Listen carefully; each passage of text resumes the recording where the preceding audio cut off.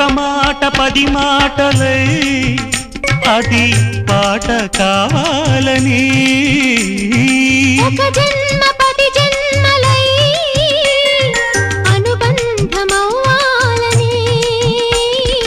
అన్నిటా ఒక మమతే పండాలని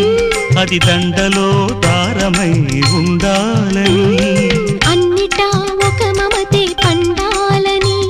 అది దండలో దారమై ఉండాలని కడలిలో అలలుగా కడలేని కలలుగా నిలిచిపోవాలని